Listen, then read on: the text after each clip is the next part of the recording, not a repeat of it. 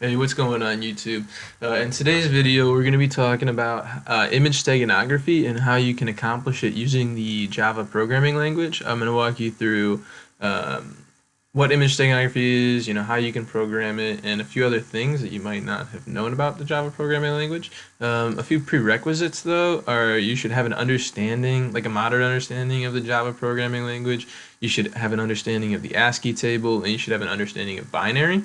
If you don't know these things, it's totally okay. I'll be touching all of them, but it'll make way more sense if you already have a previous knowledge of these topics. And then for today's lesson plan, we're just going to go over what image steganography is and how it works. We're going to make the graphical user interface in Java. We're going to copy the image into a new file. We're going to make the pixel object. We're going to get the pixel array. We're going to convert the message into binary. Then the next step is to encode the message into a pixel array, the binary message that is. Then we're going to replace the pixels in the buffered image with the new pixels, and then we're going to save the image, and then we're going to decrypt the image. So I'm going to walk you through all of these things and how it's done. All right, cool. So let's get into what image steganography actually is. So I got my little trusty notepad over here. So basically, images are a two-dimensional array of these things called pixels, right? So it sort of looks like this. If you were to look at it under a microscope, anybody in biology out there, looks like, oh God, never mind. I don't know anything about biology or cells and stuff, so ignore that. So basically, each one of these is a pixel, right? And images are made up of hundreds of thousands of pixels each, right? Each pixel in an image has an X and a Y coordinate and a color that corresponds to it, right? So each color in a pixel has three values: a red color, a green color, and a blue color, right? So the fascinating thing about this is red is actually an integer value between 0 and 255. So is green, 0 to 255. Oops.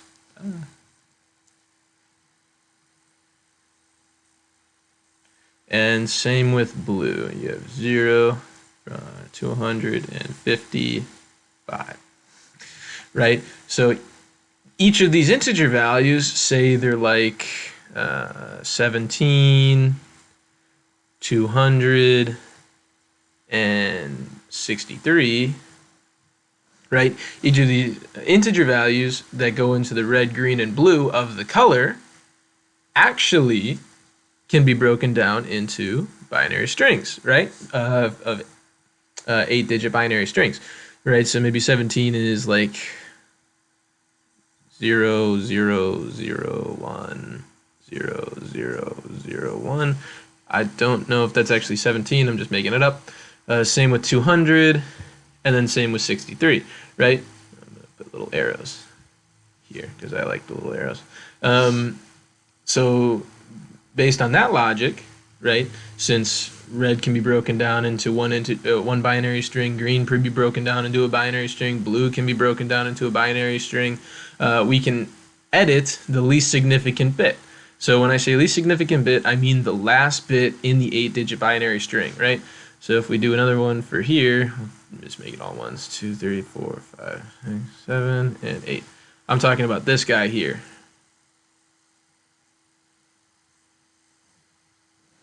The last one in the binary string. So if you guys know anything about binary at all, you know that the last bit, or the least significant bit in a binary string, actually changes the integer value only by 1, right? So if we were to change this 1 to a 0, this is all hypothetical, this integer value of 17 would actually become a 16, right? Obviously these aren't the actual binary values, but if this 1 turned into a 0, then the 17 would turn into 16. If this 0 turned into a 1, then this 3 would turn into a 4, right? And so what that does is it changes the color of the pixel minusculely, right? It's undetectable to the human eye that there was a color change if you look at the original image and then the new image that has the changed colors, right? The human eye cannot detect this. It's such a minuscule change that that's why image steganography exists in the least significant bit fashion, because that it's a very you can't pick it up just by looking at it, right? So I'm gonna go ahead and delete everything I just wrote down. And we're going to move on to, I wish there was an eraser for this program, but there isn't. And then we're going to move on to the ASCII table, right? So by the same logic, if we go over here, we can check out this thing called the ASCII table, right? This has every single character in the computer language, and it also has the assigned decimal value to it, right? We're not going to be paying attention to the HX, OCT, or HTML values. We're only going to be paying attention to these decimal values right here. The 96, 97, 98, 99, 100, and it only goes up to 127, right? So we have a character A, right? A can be broken down into 97. This is its legitimate character or decimal value right here. A is equal to 97, right? So because we can break it down to 97, we can do the exact same thing that we did with the integer values and break this down into a binary string as well, right? So 0, 0, 1, 1, 0, 1, 0, 1, whatever. 1, 2, 3, 4, 5, 6, 7, 8. Perfect. So because we have this binary string that's 97 that correlates to the character A, now we're actually going to encrypt the character A inside of our pixels in the image, right? So we have our image, blah, blah, blah, and then we get 3 pixels from it, right? We're going to take 3 pixels from it.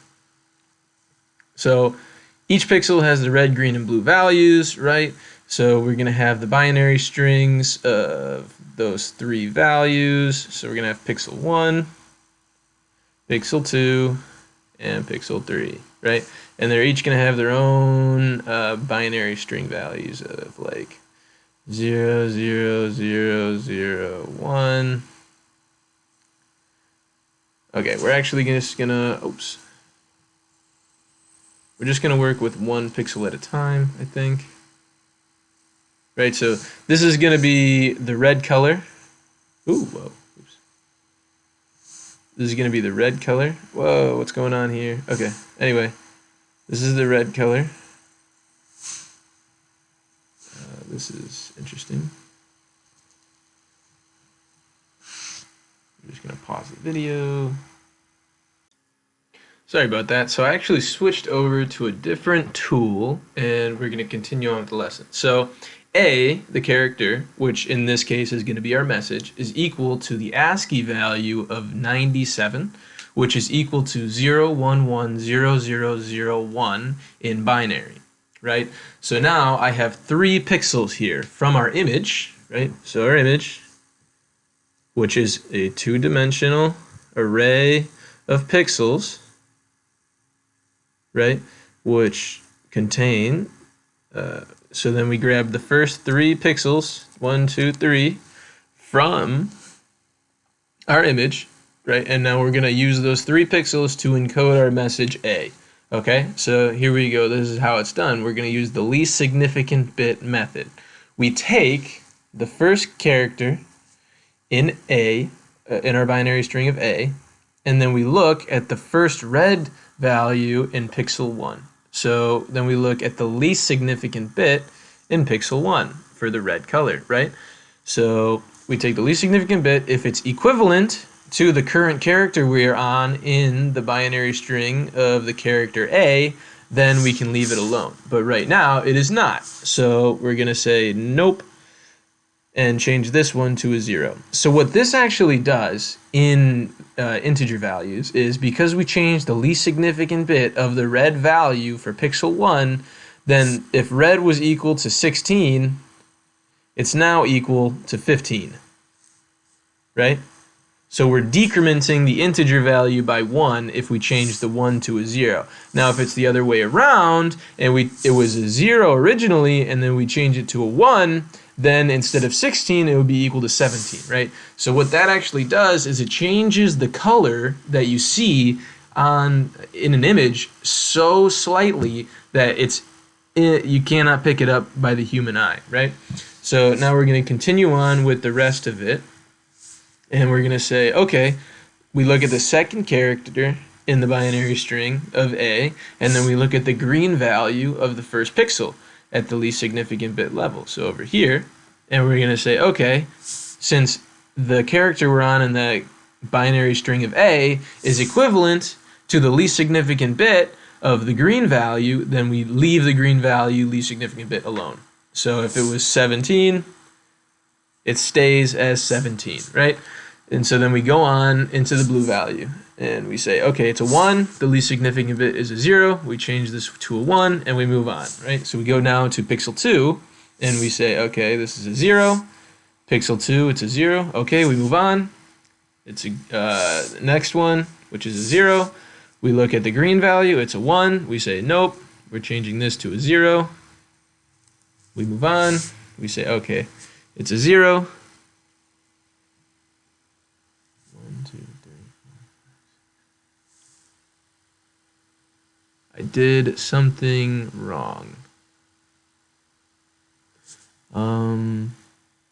Okay, 0, 1, 1, 0, 0. Oh, I went to one character ahead of schedule in this one, so this is actually, yes, this is going to stay a 0. This one should be a 0. I apologize. Okay, and then we look at this one, and it's a 1, right? So it's a 1. It stays a 1, and now we're at the ninth the ninth color, or the blue color in the third pixel, right?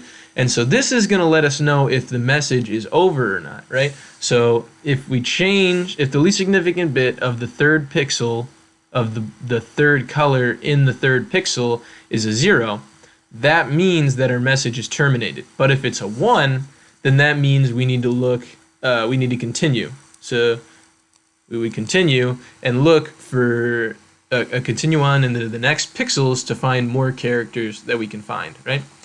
So that is how image steganography actually occurs inside of an image. All right, cool. So now we are going to work on actually programming this ourselves. So I am here in my Eclipse editor. You can use NetBeans, it doesn't matter much. And we're going to make a new Java project, and we're going to call this Steganography. And finish, create, open it up, new, other, and we're going to do an application window. Next, we're going to call this the page, and click finish. And it should open up our editor. If you guys don't have a graphical user interface making tool, don't worry about it. I will just pause the video and I'll scroll through all the code that comes out of this so that you can just copy it down. So the first thing we're going to do is we're going to make a JPanel, and we're going to put it on the south side, and we're going to call this the buttons panel, if it'll let me. Okay, we're going to add 2 buttons to the buttons panel.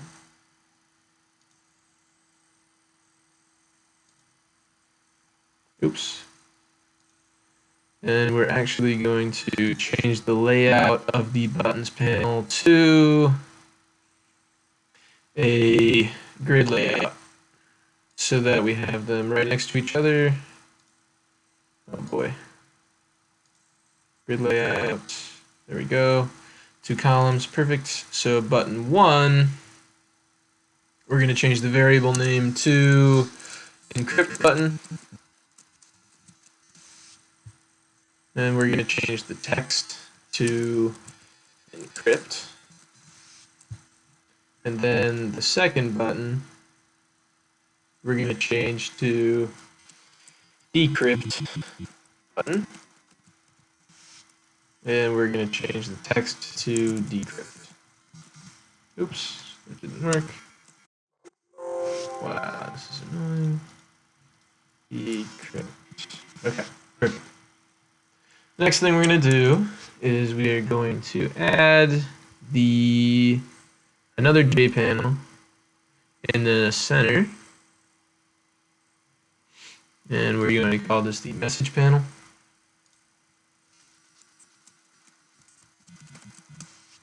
For this one, it doesn't really matter. We're just going to give it a absolute layout. If you guys aren't familiar with layouts, you can just go Google them really fast. It's really quite simple. It wouldn't take you very long to understand them. So the absolute layout just allows you to put them anywhere you want, right? So we'll just put this J label down. We're going to call this the message label. Oops. And we're going to say, we're going to give it the text message. Okay. Colon. Okay. Press enter. And expand this out a little bit. Make it a bit bigger. Give it size 14 font. Okay. Add a J text field next to it. Make it nice and big.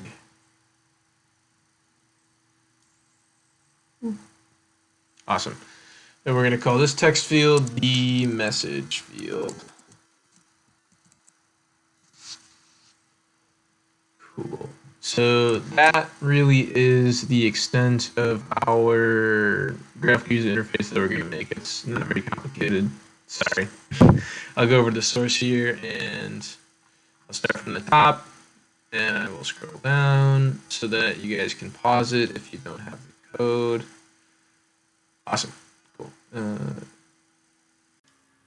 Awesome. So now that we have our main page done, the graphical user interface, we're actually going to make a file chooser, right? So if we do new class, we'll just call this file chooser. Finish. So all this is going to do is it's going to make it, we're just going to make a file chooser so you can select a file that you want to encrypt, right? So this will be an image, preferably a JPEG or a PNG. Those two generally work the best with image steganography. What we're going to export it as is a PNG file. So that's because when reading it back, sometimes JPEGs get a little fuzzy. So we're only going to export our encrypted image as a PNG file. So we're just going to make the JFile chooser. Sorry.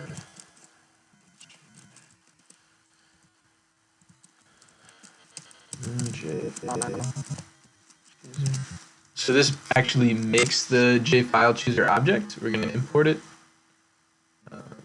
Oops. Did I spell this wrong? I did. There we go. Now we can actually import it. And then this line of code actually oops. Chooser.show dialog. Sorry, not show open dialog. We're going to say null. The null just makes the file chooser open up in the center of your page rather than anywhere else. So what this part does is the int option chooser.showOpen dialog. This one instantiates the chooser object, the JFile chooser object, and this one actually displays the JFile chooser to the user. So now we're going to say if option equals J file chooser dot approve. Oops. I don't know why I keep adding an R to file. Approve option. Then file equals chooser dot get selected file, and then we are going to return the file. Else, oh, actually we don't need an else. Return null. Okay, so what this does now is we're saying if the user selects the approve option on a file, then we're going to get that file and then we're going to return that file. Else, we're going to return null and nothing happened and we didn't get a file from the user. So back here in the main page, if we go ahead and we check out, in order to actually make this happen, what we're going to do is we're going to make a few action listeners. Action listener, encrypt listener equals new action listener. So if you guys have never heard of action listeners, they basically listen on buttons or any other sort of J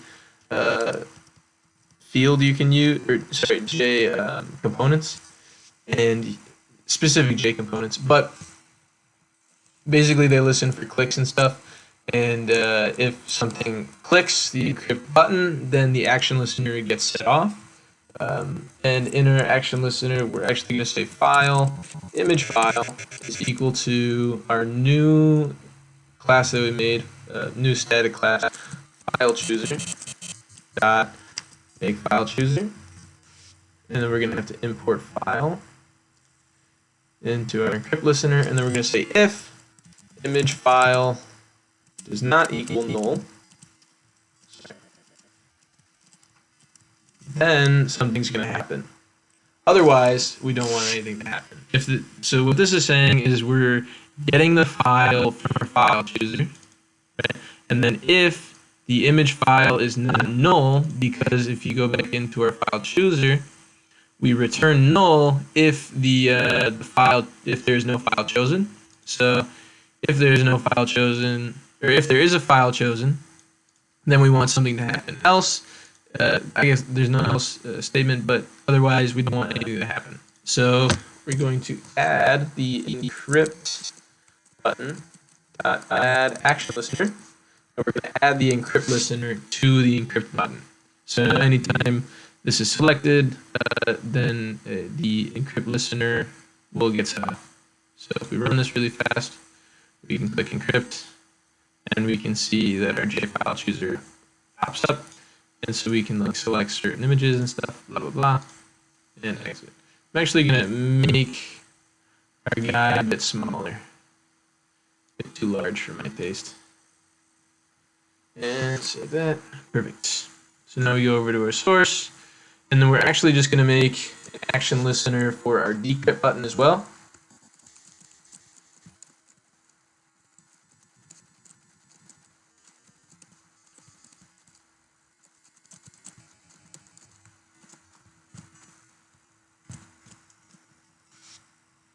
I'm going to add the necessary methods, and that is all we're going to do for now. So I'm just going to format this the way I like it. Cool. Awesome. And then we're going to say decrypt button dot add action listener. We want to add the decrypt listener to the decrypt button. Awesome. So the next thing we're going to work on, if we go back to our lesson plan, is, so we've made the GUI, and now we're going to copy the image to a new file, right? So we'll go over here, and we will make a new class called encrypt least significant bit, and click finish.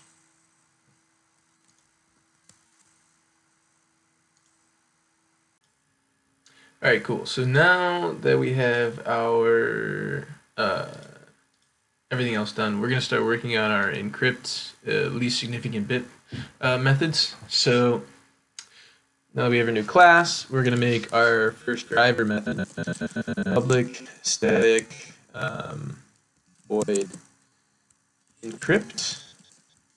So we're going to call this method encrypt, and it's going to take two parameters. It's going to take a file, the image file, and it's going to take a string, which is the message. Okay. So we're going to import file really fast. Perfect. So this is our driver method. This is the method that's going to kick everything off. So in here we're actually just going to be a little lazy today, and we're going to get the directory of documents folder. Oops. J file equals new J file chooser. Oops.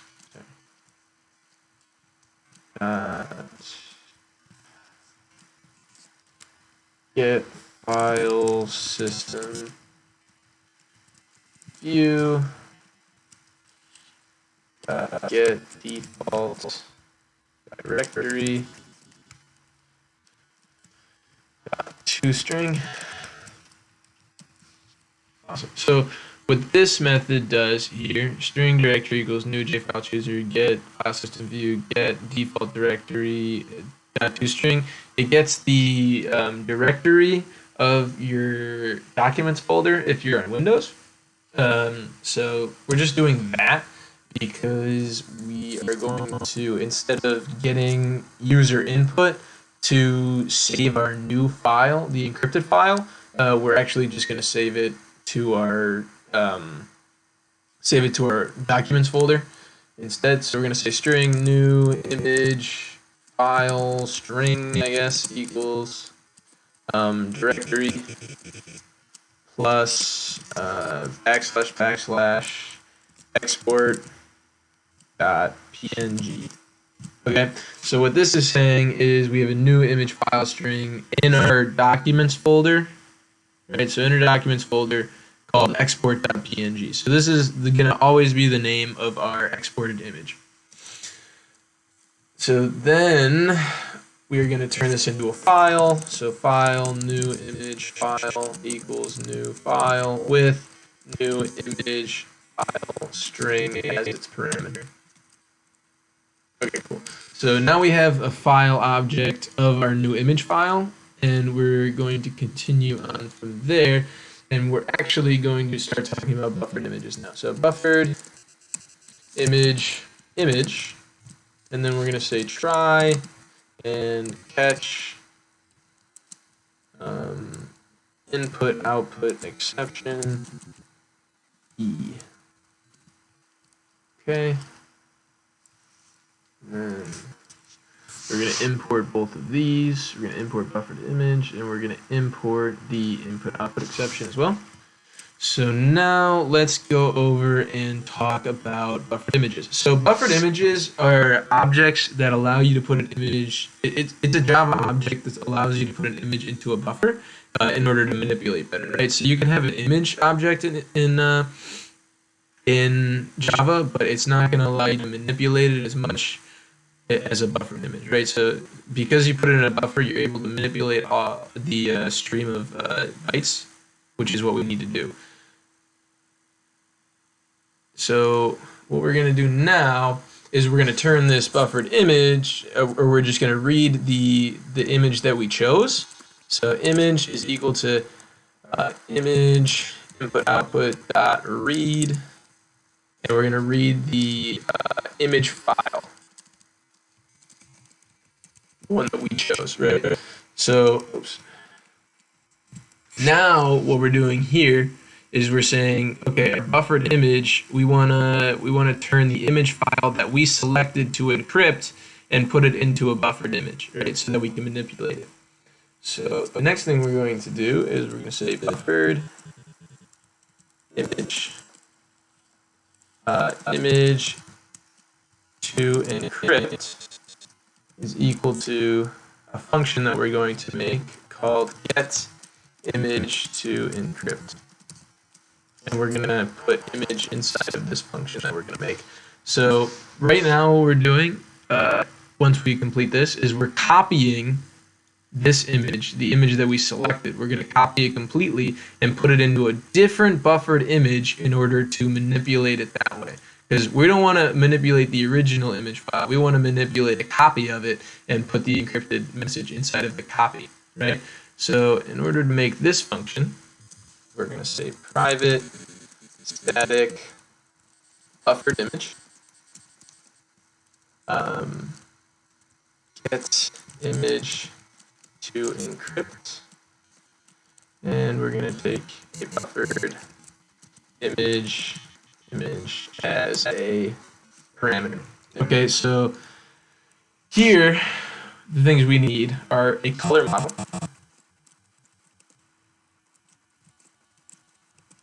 equals the image dot get color model. So we need the color model of the previous image. We have to import color model.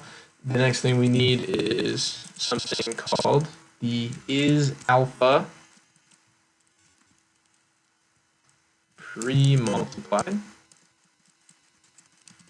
equals color model dot isAlpha pre-multiplied. And then we need a writable raster.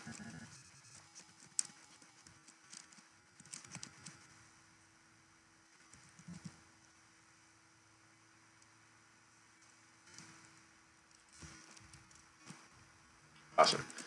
And then what we're going to do is we're going to return a new, right after we import writable rasters, buffered image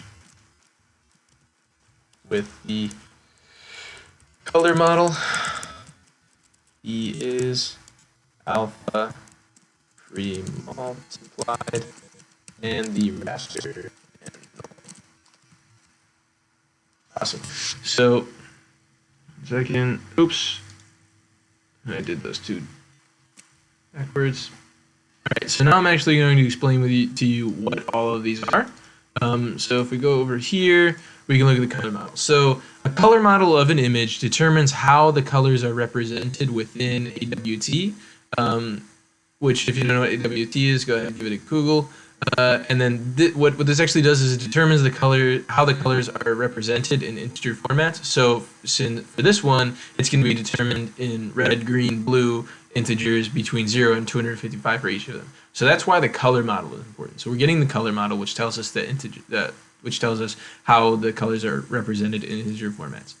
What a writable raster is it provides pixel writing capabilities, right? So basically what's happening here is we get the color model, right, which tells us how the colors are going to be interpreted in integer values, right? And then we get a writable raster, which gives us pixel writing blah, blah, blah, blah, blah, capabilities, which gives us pixel writing capabilities, right? And we're making a new buffered image out of these, right? So we give it the color model. So in the new buffered image, we say, okay, this is how our color values are going to be represented. We give it the writable raster, right? We can ignore the isAlpha pre-multiplied. We don't need to worry about that right now. Then we give it the raster, right? And so what this is we say the image that we had before, and we're going to copy its data with null, which means we're getting it from the top left corner all the way down to the bottom right corner of data. And we're going to write that to this new buffered image, right? So the raster writes all of the data into this new buffered image, and then the color model tells us how to interpret that new data. Okay, so that's what that does. And so now we have a copy of this image completely, which is image to encrypt. Okay, the next thing we're going to do is we're going to make a pixel class, or object rather, apologies. And so we go new class, we're going to call it pixel, and we're going to say finish.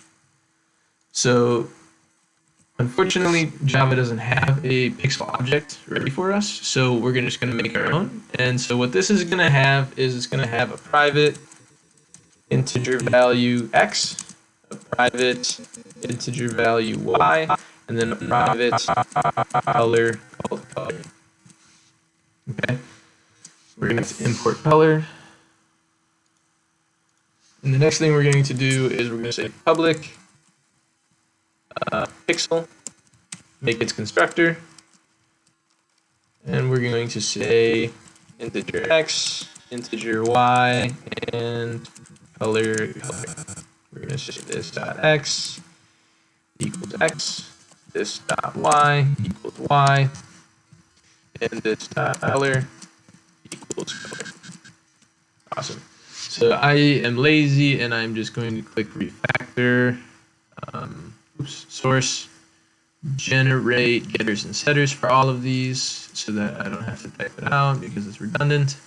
There you go. You guys, if you don't know how to do that, you can just copy this right now instead of, I just didn't feel like typing it out, right? So this pixel object that we made now has an x and a y coordinate, and it has the color that we need for the pixel, right? So the next thing we're going to do in our encrypt least significant bit class is we are going to actually get the pixel array. So we're going to say private static pixel array get pixel array.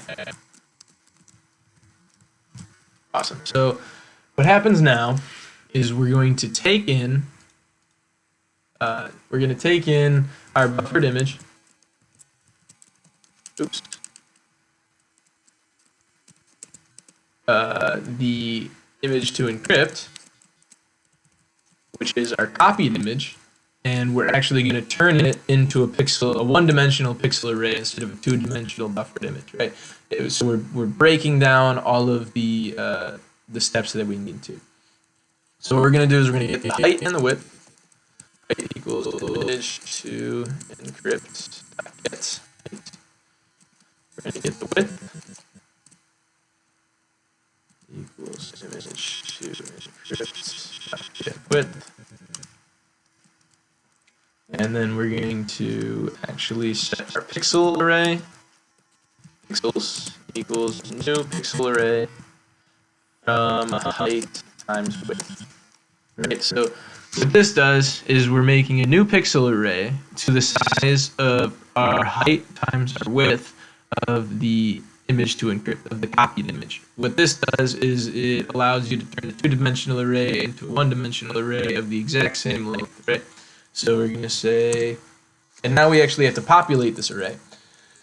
So we're going to say integer count equals 0, and then we're going to run a for loop, a double for loop, integer x equals 0, x is less than width, and x increments, and then for integer y equals 0, oops, y is less than height, and y increments. So we're going to run a double for loop over our buffered image to encrypt and get each pixel from each index. So we're going to say color to add equals new color, and we're going to get image to encrypt dot get red, green, blue at xy. Awesome. So what this does, after we import color really fast, so what this is saying is we're getting a color to add to our new pixels array, and that new color is going to come from the image to encrypt's red, green, blue color scheme at the index of xy on the two-dimensional array plane. Right? So now we can say pixels at count equals a new pixel at x, y, and then we add the color to add. Sorry, pixels oops, capital P, pixels, can't type today, equals a new pixel, there we go. And then we are going to say pixels, count increments. Awesome. And now, right here, we can return pixels. Cool. So what this does, right, is we get the height, we get the width, and then we turn our two-dimensional array in the image to encrypt into a one-dimensional array of pixels that we can use to manipulate, right? So up here, we're going to say pixel array pixels equals get pixel array. Okay, and then we're going to give it the image to encrypt, and bam, oops, I added a capital O, and now we get all of the pixels from the image. So the next thing we're going to want to do is we want to turn our message into binary, right? So we have our message, and we're going to want to turn it into a binary. So first thing we're going to do is we are going to make a function.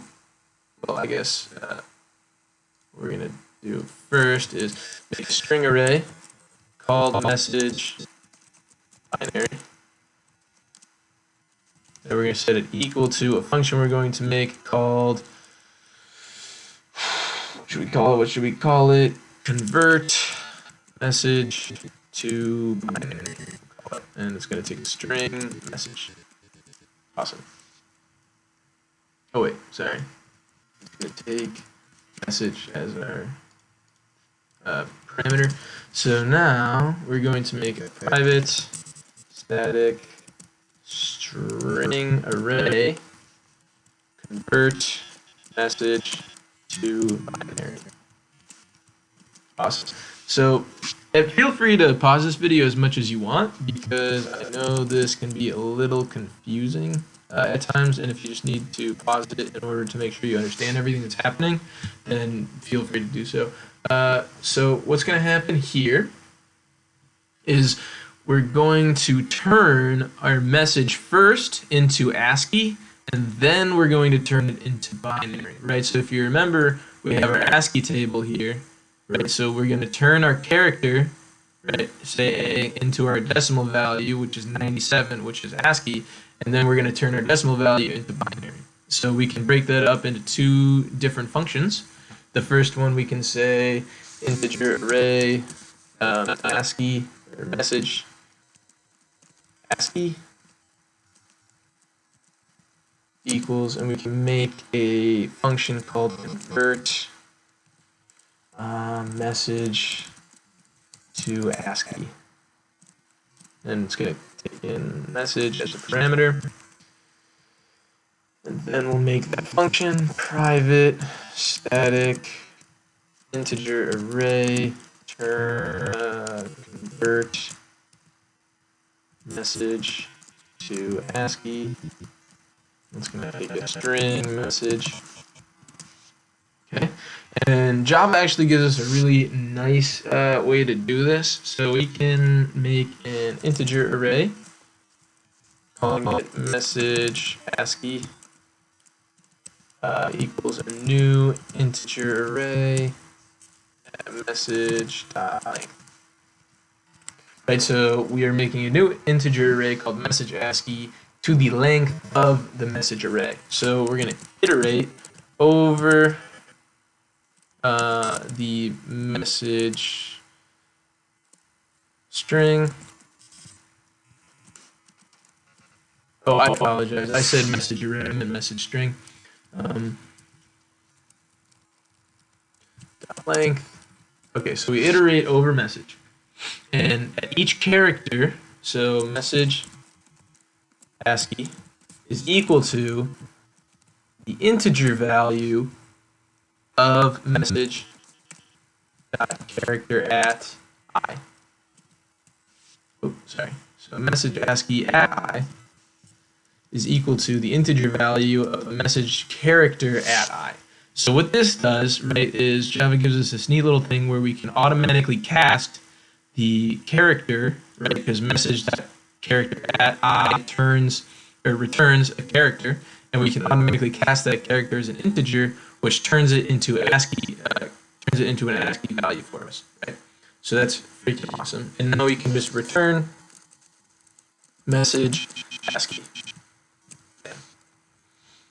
Awesome. So then the next step we're going to need to do is turn our message into binary. So we're going to say string message binary equals convert ASCII to binary.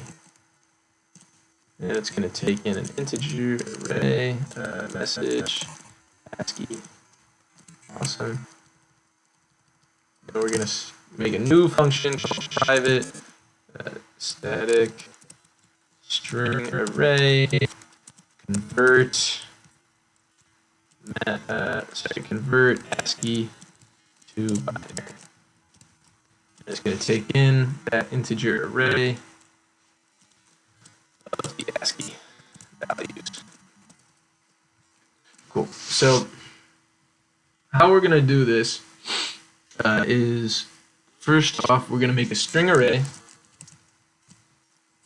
called message binary, and that's going to be equal to a new string array the size of ASCII values, the length of ASCII values. Right. So now we are going. Java also gives us a very nice tool for this as well, of turning turning an integer value into a binary string. So we're going to iterate over the ASCII values. For integer I equals 0, I is less than ASCII values length, and I is. Okay. So we're iterating over the ASCII values, and we are going to say string ASCII string binary equals integer dot to binary string, right? ASCII values at I. Okay. So what this does is it turns this integer value turns the ASCII value, which is integer value, into a binary string, and we add it to this binary string. Now, here's the unfortunate thing, right? If we go back to our drawing pad and we make some room, I suppose, I don't know. Okay, anyway, the character on the ASCII value table, right? A, which is 97, right? The characters on the ASCII table only go up to 127. And so when we say integer dot to binary string, it only gives us seven a 7-digit binary value, no matter what. So what we need to do is, remember, we need 8 digits of binary in order to get to this last least significant bit, so that in the 9th bit we can say if we want to continue or end the message, we actually need to add some padded zeros to the front of it, right? So we need, depending on the integer value, we need to add padded zeros in the front. So if we go back to our Eclipse editor and we say we're going to make a new function to actually pad the binary string values. So we say private static string left pad zeros. And it's going to take in a string of binary. Right, so we have left pad zeros, and it takes in a string of binary. So the first thing we're going to do is we're going to make a string builder equals new string builder, and we're going to set this automatically with 8 zeros. 1, 2, 3, 4, 5, 6, 7, 8. Okay. The next thing we're going to do is we're going to get the offset of the value. So we say the offset 8 minus the binary dot. Okay, and now we're going to run a for loop. I is less than value. Oops, sorry. Binary length and I equals. And so here we are actually going to say the SB dot set char at the index plus the offset equals the binary character at the current index. Okay, so I know this may be a little confusing, but basically what's happening is we get the offset of the 8-digit binary. So say it was a 3-digit binary, right? The offset is now equal to 5, right? So what this does is it says the index plus the offset. So the index, which remember because we're left padding zeros. If we were right padding, that'd be a different story.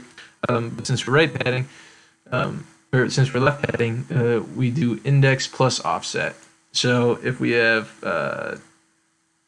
if the index is 0 but the offset is 5, we're actually starting at the 5th character. 1, 2, 3, 4, 5. So we would change this one to a 1, this one to a 0, and so forth all the way to the end. It just left pads the zeros, and then we're going to return sb.toString. And so then up here in string binary, we get the integer value, right? But we actually want to left pad these with zeros first. So we're going to say left pad zeros. The string. And so now our binary string has eight characters no matter what, which is what we want. Okay, and so then what's going to happen is we're going to say message binary at I is equal to binary. And then all we do is we return message binary. So now that we have, string array. There we go. I apologize. This was supposed to be a string array, message binary, but I wrote it down as a string. So now we have the message binary. And now that we have the message binary, we can return it.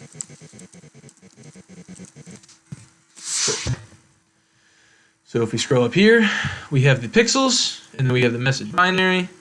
And what we can do now, the next step, is to actually encode the binary message inside of the pixels. So how we're going to do that is we are going to make a function called encode message binary in pixels. And it's going to take the pixels and the message binary. Awesome. So we're going to go ahead and write that now down here. It's called encode message. Private static void encode message binary in pixels. And it takes the pixels array. Pixel array pixels, and it takes the string array called the message binary. Cool. So in here, how should we do this? What we're gonna do is we're going to start with a pixel index equals 0, and then we're gonna run a for loop. We're actually gonna make a boolean called is last character. And we're going to set that equal to false right off the bat. Okay, so then we're going to run a for loop over the message binary.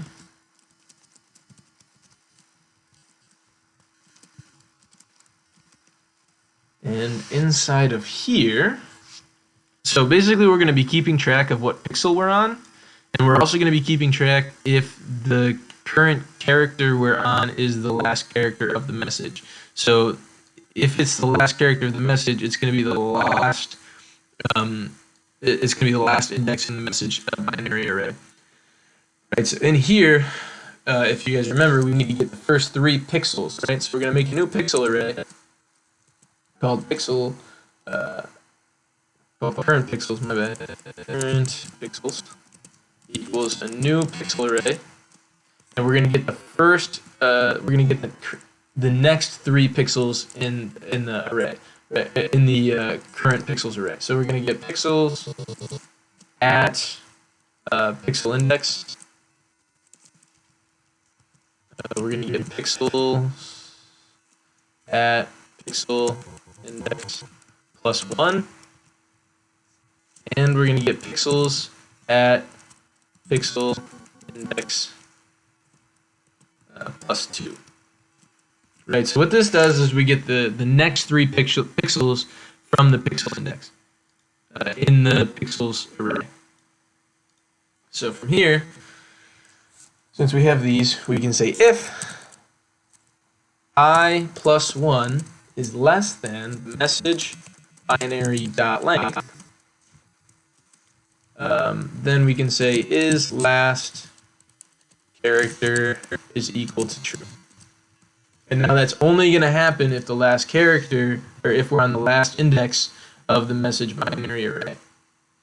And then the next thing we're going to do is we're actually going to change the pixels color next. So change pixels color, and it's going to take in the message binary, the current message binary, and it's going to take in the current pixels, and it's going to take in the is last character. Cool. So this is going to be a function we're going to make really fast, and what it's going to do is it's going to change the current pixels, right? It's going to change the current pixels colors in order to hide the message binary using the least significant bit method. And it's also going to say, okay, is this the last character, so that we can change the third color in the third pixel, which is the blue in pixel 3, least significant bit to a 1 or a 0. And a 1 to keep going, and a 0 to stop, right? So we're going to make this really fast. Private static void change pixels colors. Change pixels colors. And it's going to take in the string binary. Sorry, message binary. Going to take in the pixels array, and it's going to take in a boolean is the last character. Cool. So from here, we can keep track of the message index equals 0. This is going to be a doozy. And so what we're going to do is we're going to run a for loop. 0 I is less than pixels dot length minus 1 increments. Okay, so what we're going to do is we're going to run a for loop over the first 2 pixels. I could just say less than 2, but this is better programming in case for some reason in the future the pixel's length gets changed, right? So pixels dot length minus 1 is going to be 2, but it's also just better programming. So the first thing we're going to do is we're going to get a character array, right? We need the first 3 characters, because we have 3 pixels, right? So because we have 3 pixels, we can only use 3 characters from the message binary. So the first thing we're going to do, that's why we have this message index here as well. So what we're going to do is we're going to get the first 3 characters and put it in a character array called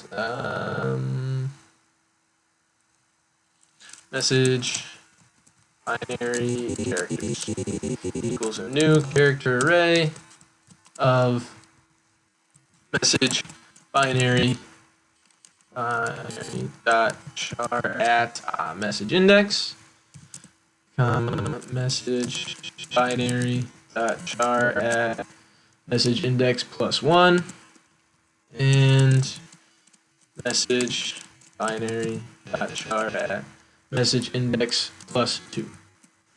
Cool.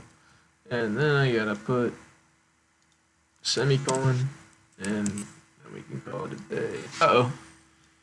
Why are we getting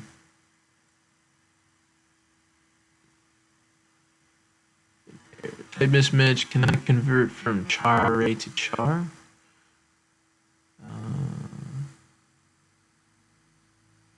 Message binary dot char at message index.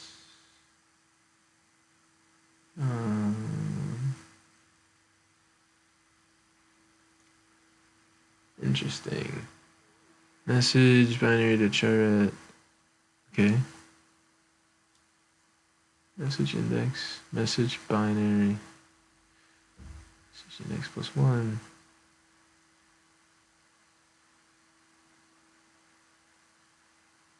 Oh, oops. Character array. There we go. Awesome. So now, here, we can say, we're gonna get,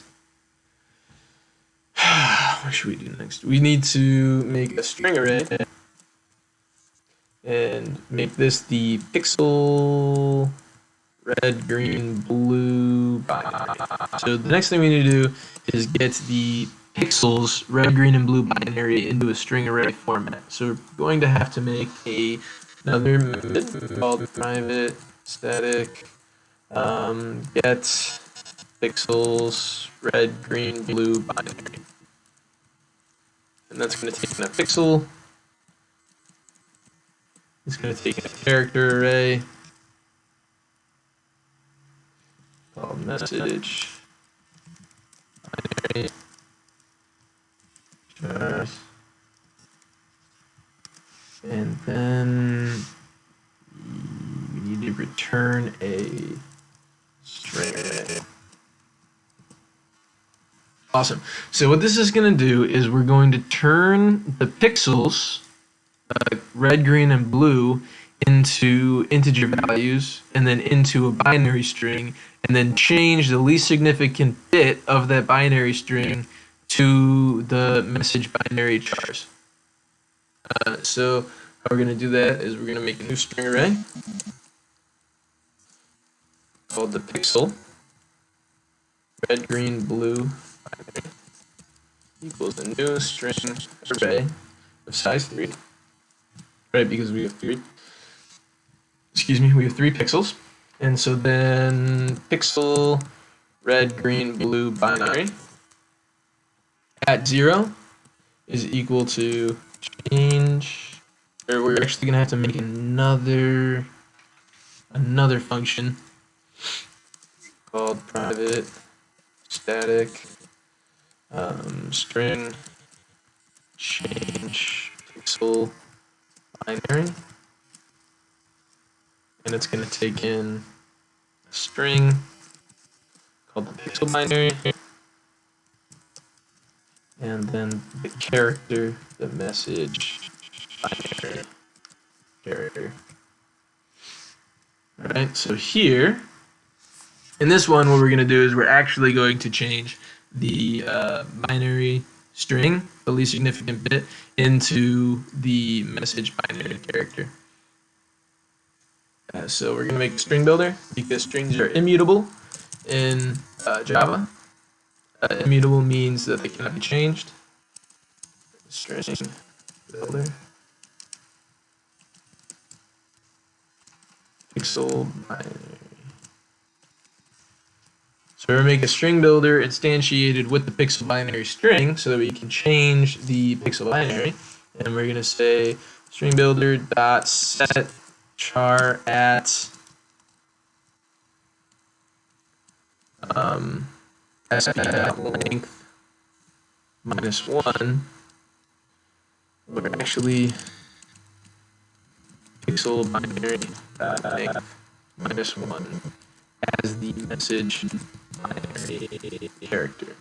So what this does is we set the last character in the pixel binary to the message binary character, which is what we need to do. So this could be either a 1 or a 0, we're not sure, and it'll set the last pixel, the last character to it in the pixel binary. And so then all we need to do is return sb.toString.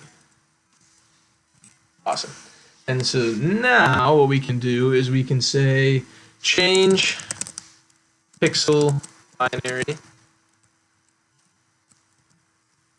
integer dot to binary string pixel dot get color dot get red. Okay, so that's the first one. We get the first. Oh, sorry. And we also need to change. We need to pass in the message binary characters at 0. Okay, so what we're saying here is we're changing the pixel binary. First, we get the pixel binary. Right, we get it as a binary string, and then we're changing the last or the least significant bit of it to the message binary character at 0. And then we're going to do the same thing for the next few. So I'm actually just going to copy and paste this twice more. And we're just going to change these 0 to a 1 and this to a 2. And then we're going to change this to a 1 and this to a 2. And then we are going to change this to a green and this one to a blue. It's very important that you don't get these three colors mixed up. It goes red, it goes green, it goes blue. Otherwise, it'll mess up your decoding. Now we can return the pixel red, green, blue binary. Awesome. So now we have the updated pixels red, green, blue in binary format to hide the three characters from our binary string. So we can say string array pixel red, green, blue binary is equal to get pixels red, green, blue binary. And we can pass in the current pixel, so pixels at I, and we can pass in the message binary character.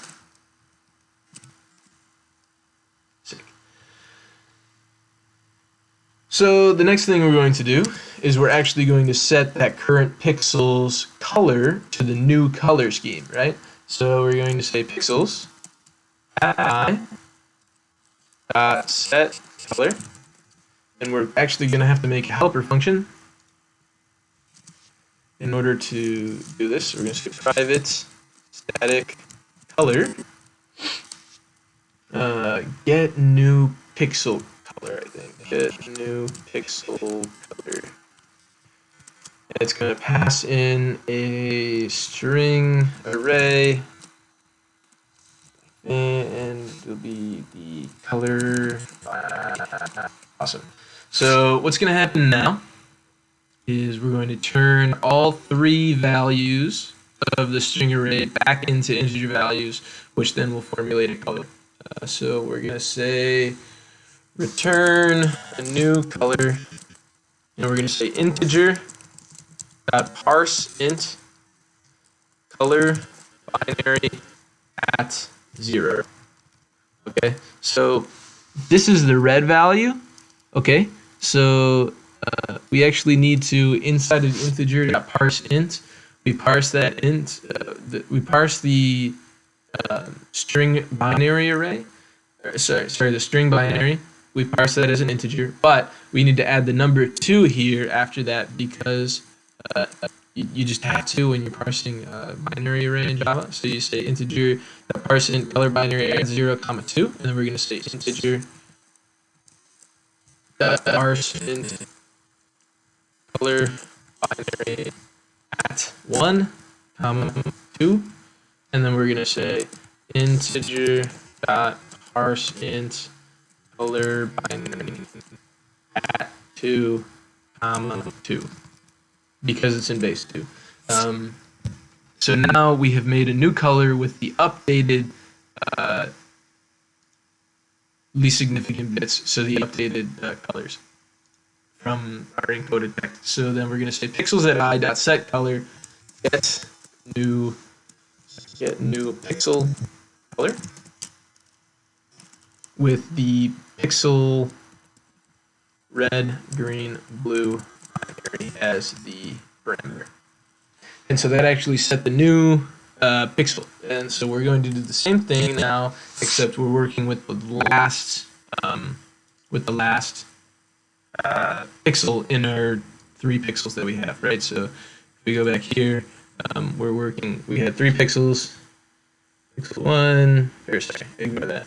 We had pixel 1, we did that one, we have pixel 2, we've done pixel 2, and now we are working on pixel 3. So if we go back here, we can say if is last character equals false, which means that we're going to continue, then we're going to say character array message binary characters equals a new character array with with only 2 values this time. So we have message binary dot char at message index. Oops, you know what I forgot to do was increment my message index. So message index actually increments by 3. Oops, message index equals message index plus 3. Perfect. So message binary dot char at message index, which would be 6, and then we're going to say message binary dot char at message index plus 1, which will be the last index in the message string because it starts with 0. So this is if we started at 1, then message binary dot char at message index plus 1 would actually be the 8th character. But since we started at 0, it's the 7th character. Okay, so since we have 2 of them from there, now we're actually going to set it as our own character. So if it is not the last character, then we're going to say it's 1. And we're going to say else char message binary characters, paste it, bam. Oh wait, let's actually, no, that's fine. So then we're going to say string array pixel red, green, blue binary equals get pixels red, green, blue binary with the parameters of pixels at pixels length -1, which is the last pixel, comma message binary chars. And then we say pixels at pixels length -1 equals, set color, what was it called? Get new pixel color with the pixel red, green, blue binary. And we do the same thing down here, except this one is going to be a 0, indicating the termination of our message, of our hidden message. Right? So now we have successfully encoded all of the pixels with our messages. Right? Congrats for making it this far in the video. So now what we're going to do is, since we've encoded our message binary in our pixels, we can actually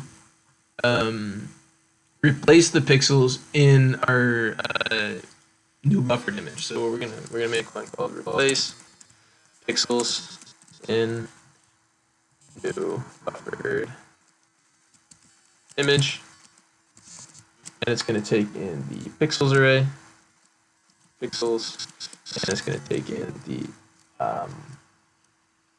image.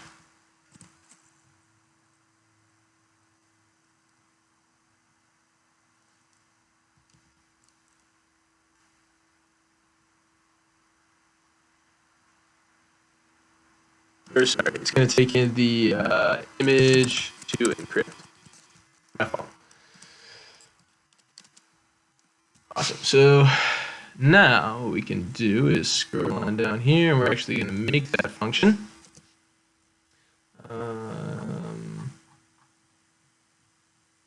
We're going to say replace, private static void replace pixels in new buffered image, and we're going to take in the pixels array, pixels, and we're going to take in the buffered image,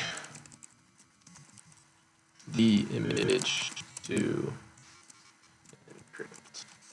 Awesome. So now we're just going to for loop over the pixels array, pixels.length, increments, and then we're going to say image to encrypt dot set red, green, blue, and inside of this we're going to say new pixels pixels at I dot get x, comma pixels at I dot get y, and then pixels at I dot get color. Sick. Why am I getting an error? Oh, get color dot get red, green, blue. There we go. Okay, so now what we're saying is at x, y in our new image that we're encrypted to, we are going to set this new color with the encrypted inside, with the encryptions inside of it. And then the next thing we're going to do, I'm just going to stay down here and make the next function private static void save new file, and we're going to say buffered image, new image, and we're going to say file new image file, and we're going to say try. Actually, we should say image output dot write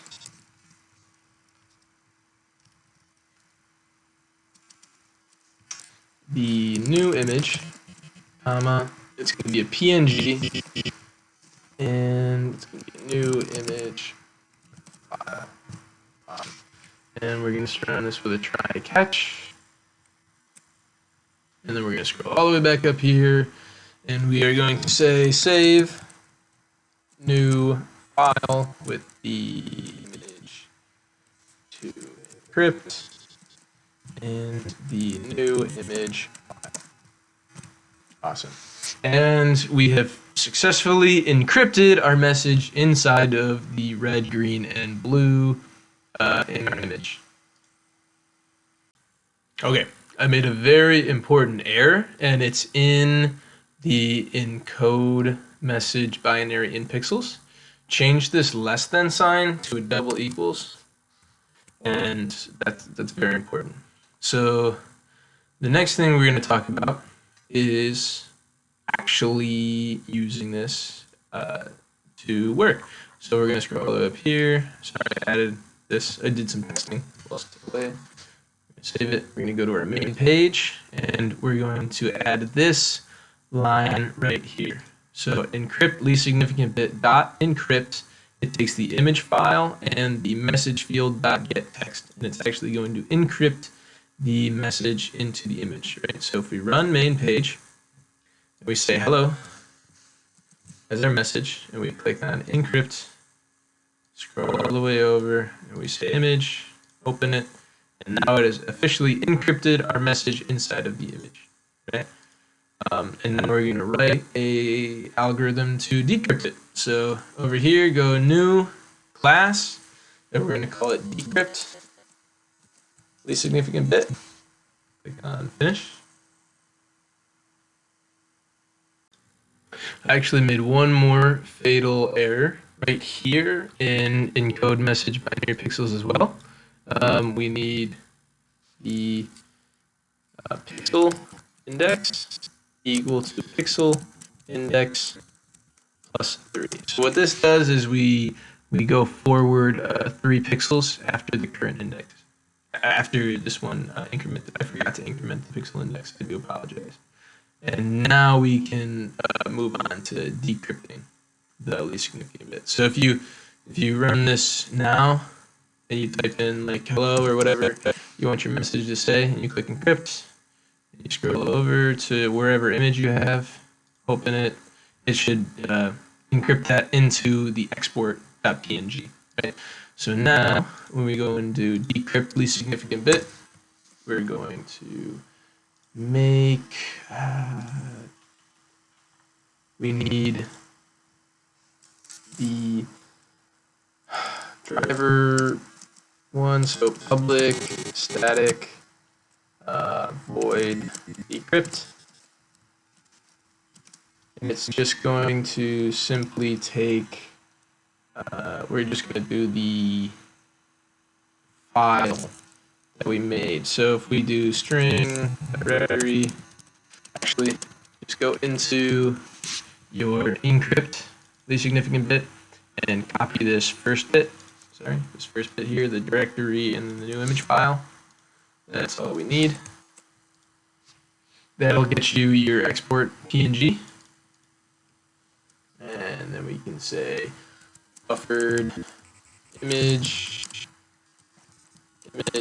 equals image input output dot read.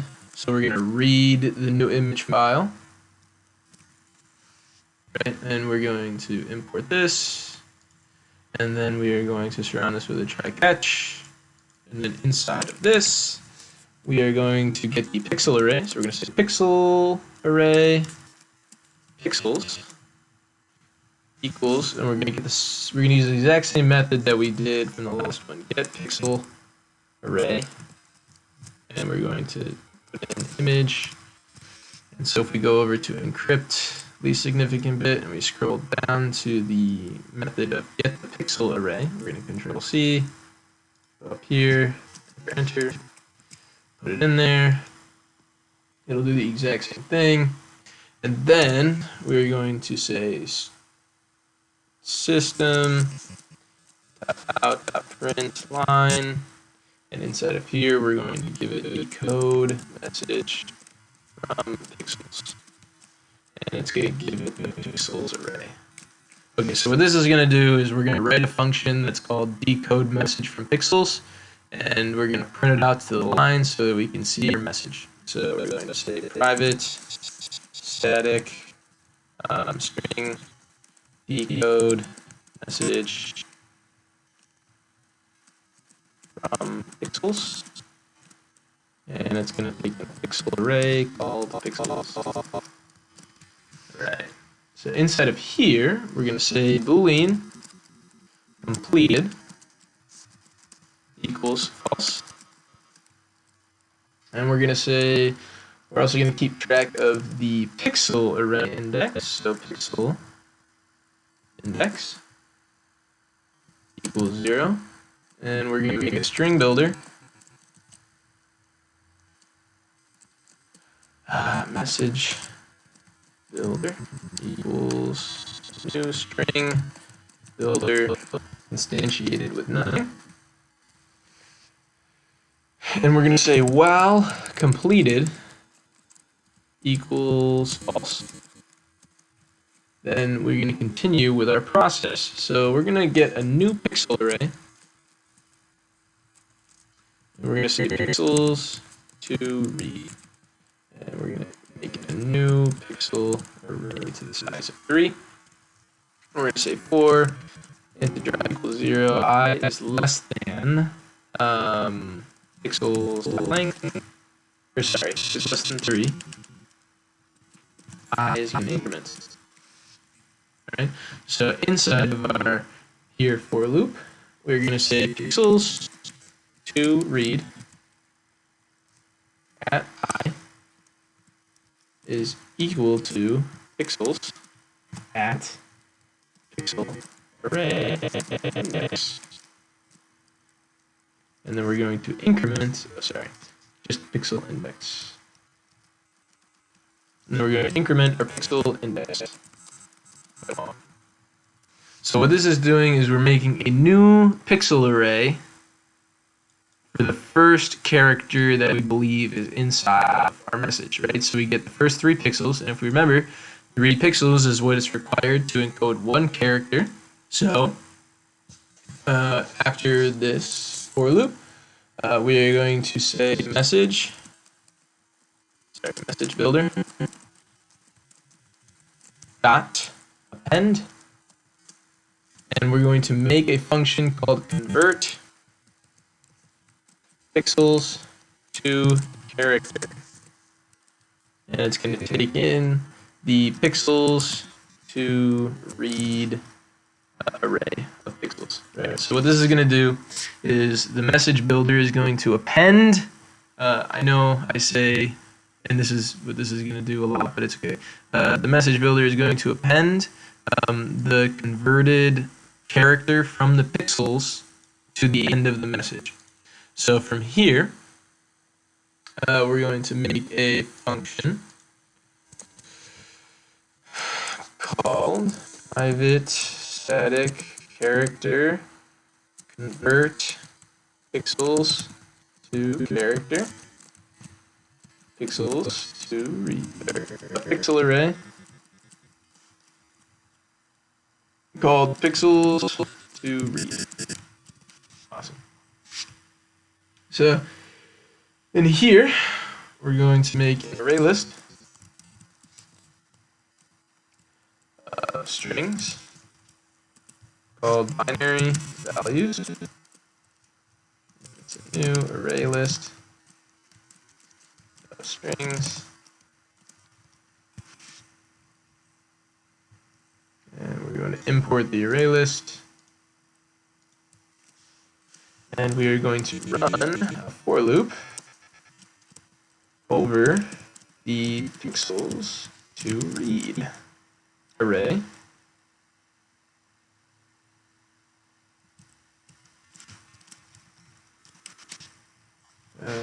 And then we're going to make a string array called current binary. I spelled pixels wrong. And I need the length of it.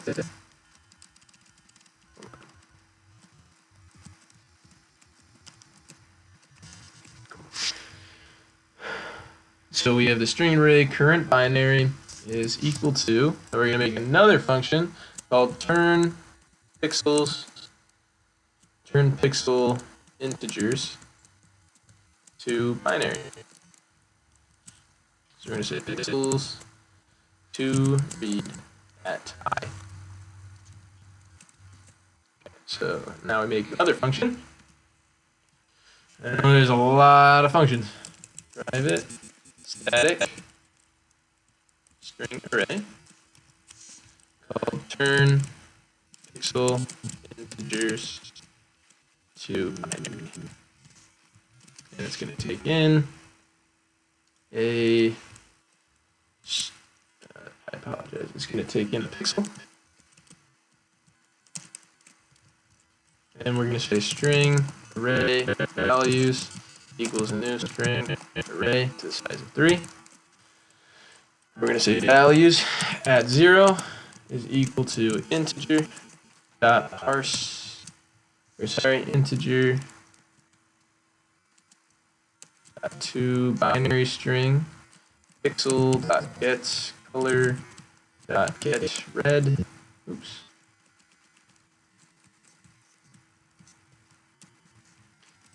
And so on and so forth. We're going to say, we're going to copy this guy twice more.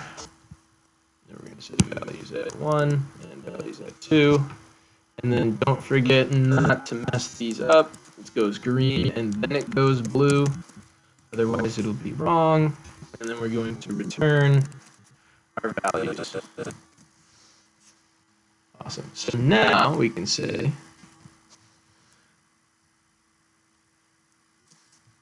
binary values dot add current I don't remember what I called it, current binary at 0, binary values, so just copy paste that,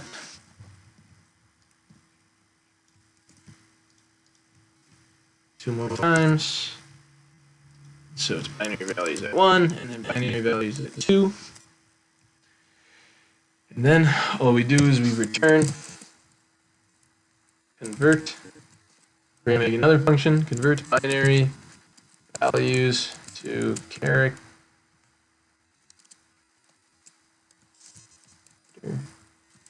It's going to give the binary values. Okay. And so now we scroll down, make another function. Edit static.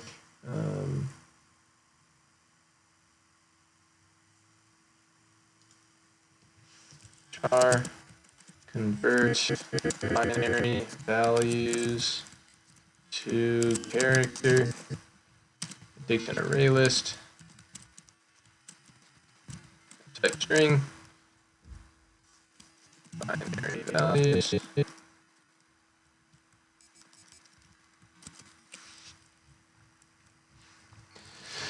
and we're going to say string builder and binary equals new string builder. And we're going to say for integer I equals 0, I is less than binary values dot size minus 1, and I increments. And then we're going to say end binary dot end binary values dot gets, oops, values dot gets index dot char at binary values dot gets I dot length minus 1.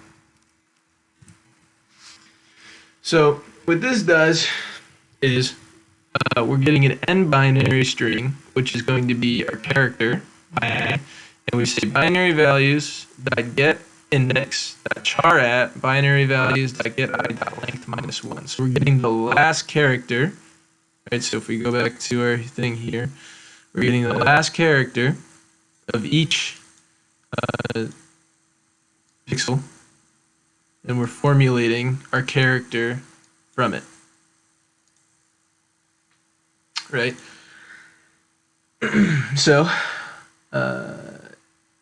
in here we're going to say string end binary string equals binary dot toString. We're going to say string no zeros equals, and we're going to make another function, remove padded zeros, and it's going to take in the end binary string. Okay, so now let's make that new function, end binary string. Okay. So we're going to say private static string remove padded zeros. Okay, we're just going to take in a string and binary string. So I'm just going to drink my water really fast. Okay, so in here we're going to say string builder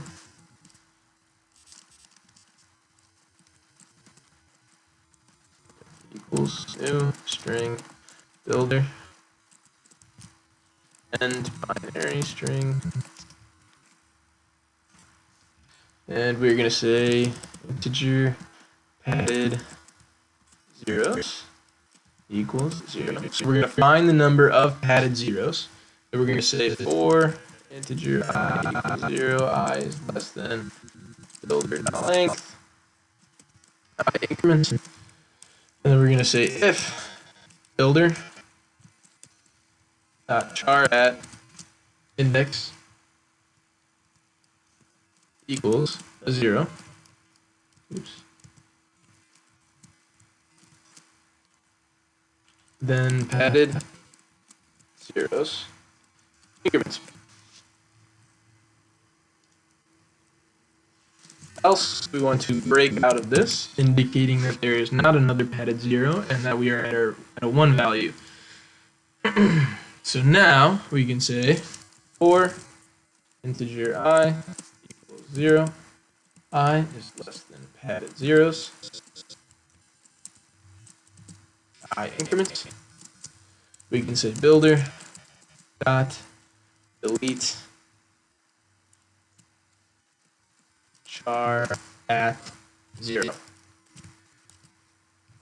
So what's going to happen here is we're deleting the first character of the string builder until we run out of padded zeros. So it's going to keep on deleting the first character, which is going to be a 0 each time.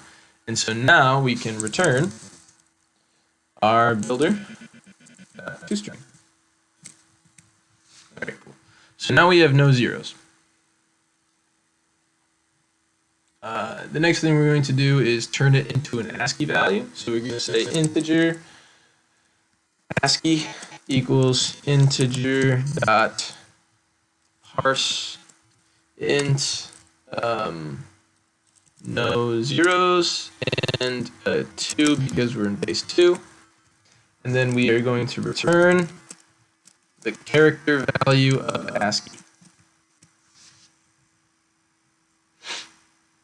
Awesome. So now, where was I?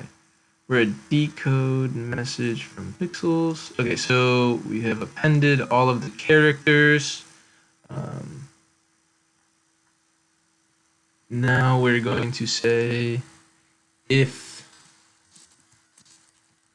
is end of message pixels to read at 2, which is the last index of the pixels to read,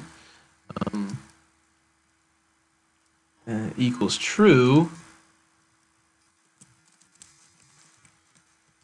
then we are going to say completed equals true.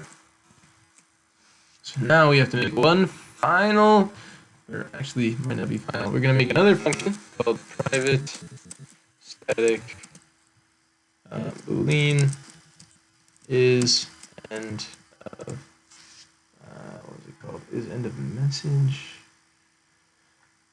1 second, guys. Yeah, is end of message. Oops.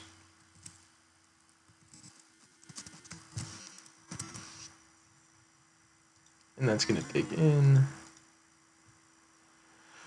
a pixel, and then we're going to say if turn pixel integers to binary.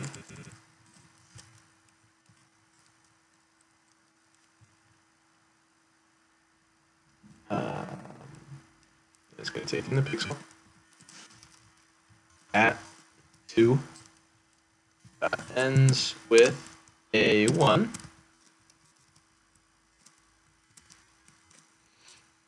Then we're going to return false. Else, we're going to return true. So this is saying we're going to turn the current pixel into integer values, into an array, and we're going to say if the last last binary, returning into binary, and then we're saying if the last binary string ends with a 1, which is the third color, which is the third pixel, right? Which third color, which is blue in the third pixel, ends with a 1, then we're gonna say the message continues. Otherwise, the message does not continue. We return true. So if we go up here, and then we're going to say that, and we are going to return.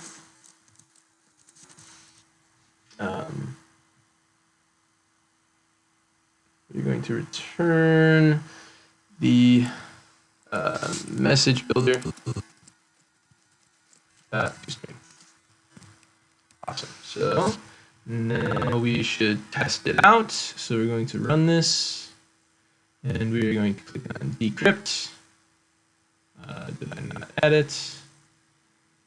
I did not. Okay, so we're going to have to say decrypt least significant bit dot decrypt.